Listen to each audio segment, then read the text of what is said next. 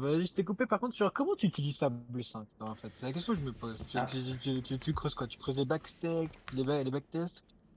ok, alors Fable 5, en fait, du coup, c'est le nouveau modèle de Claude, donc d'Anthropic, pour ceux qui ne savent pas. Donc avant, on avait un modèle qui s'appelait Opus 4.8, ok, qui était très très fort pour coder, il faisait pas d'erreurs et tout ça. Mais en fait, il allait pas pousser tant que ça la réflexion sur une idée qu'on lui donne. Donc pour moi, mon process, il est simple.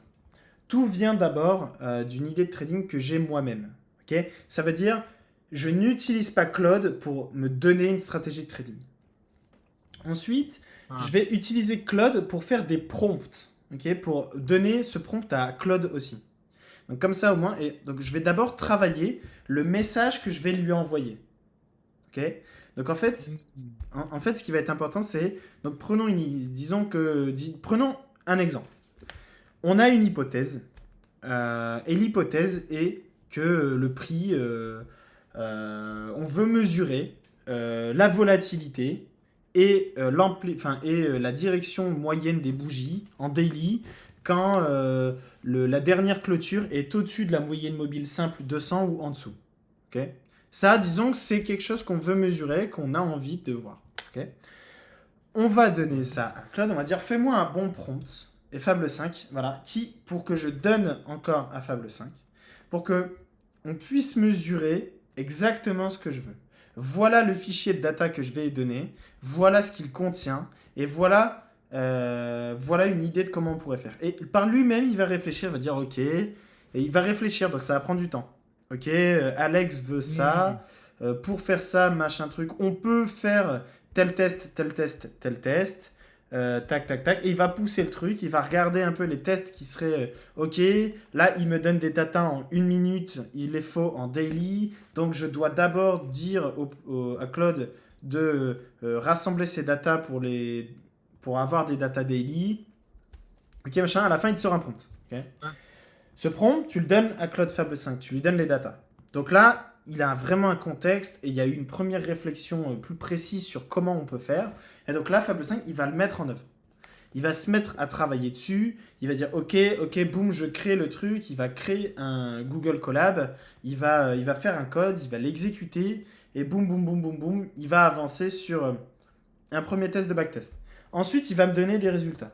Je vais donner ces résultats à Fable 5. Je vais dire voilà les résultats, machin truc. Il va dire ok, il va bien regarder tout. Il va dire ok, bah là en moyenne c'est plus volatile quand on est dessous. L'amplitude est plus importante. Ok, machin, machin. Je lui dis.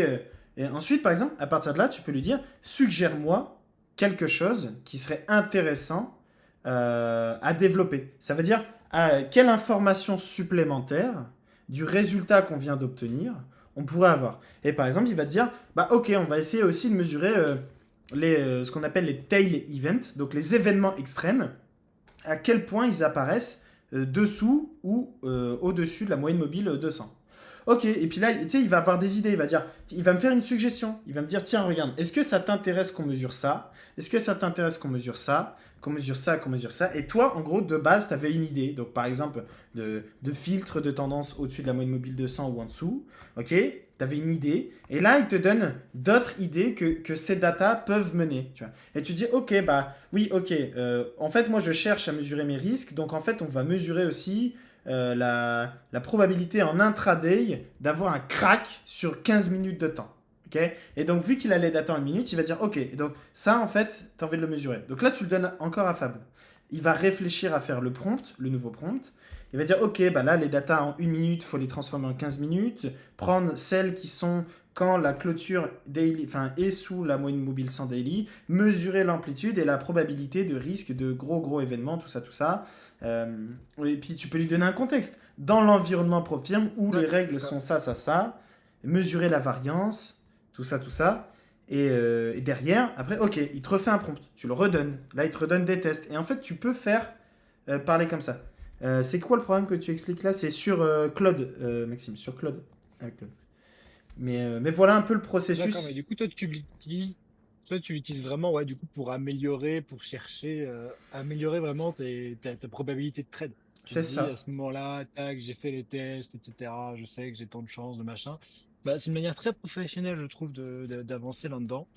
C'est vraiment intéressant. Mais tu utilises quel jeu de données? Tu lui envoies du coup des jeux de données, tu lui envoies genre des tick data dans CSV, un truc du genre? Alors, tu vas lui envoyer des datas. Donc, moi, je prends mes datas sur Data Bento. Ok. Vous avez, enfin, Data Bento, Ah, en fait, tu as 125 $ de data offerte. Donc, tu payes au giga de données. Euh, ouais. donc, là, par exemple, j'ai toutes les datas en 1 minute depuis le début du Nasdaq Futur. Ok. Ok. Et ce que je vais Ouais. faire, c'est que bah, je vais lui donner. Et par lui-même, il va les mettre en place. Il va pouvoir mener les backtests, pousser le truc, avancer et continuer comme ça. Voilà. Quelle est la différence entre Claude et ChatGPT? Claude va être beaucoup plus précis sur du code. Claude, c'est pour faire du code, du code, du code. ChatGPT, en fait, Ouais. c'est plus de la vie tous les jours, de la vie courante. Ok. Quel était le dernier président de la 5ème République? Bah boum, ChatGPT, tu vois. Maintenant, si tu veux faire du code, parce que Claude, il me lance les backtests, en fait. En fait, il me fait les backtests. En fait, il va lancer, donc, il va cramer énormément de tokens, hein, par contre. Ça coûte cher. Genre, Hmm. il faut un gros abonnement. Mais il peut te lancer les backtests, et surtout avec Fable 5, beaucoup plus. En fait, en gros, Fable 5 va avoir le droit de consommer beaucoup plus de tokens que Opus. Du coup, il va pouvoir prendre le temps et de bien exécuter. Il Hmm. va pas se presser, il va pas bâcler, tu vois. C'est vrai que on n'a pas les Fable 5, je pense, prend plus le temps et on. En fait, souvent, il faisait des erreurs qui étaient un peu stupides et tu vois que tu arrivais à lui pointer et qu'il pouvait réfléchir à lui-même. Mais on a vraiment eu des breakthroughs, je trouve, vraiment avec l'IA dernièrement. Bah, on le voit où le code, il y a beaucoup de moins en moins d'erreurs dans le code, de moins en moins d'erreurs de logique. Je pense qu'avec Fable 5, on arrive vraiment sur quelque chose de très similaire. C'est pour ça que j'utilise moi pareil, du coup, pour faire mes indicateurs. Je vois que ils ont avec Fable 5, j'ai zéro erreur de compilation à chaque fois.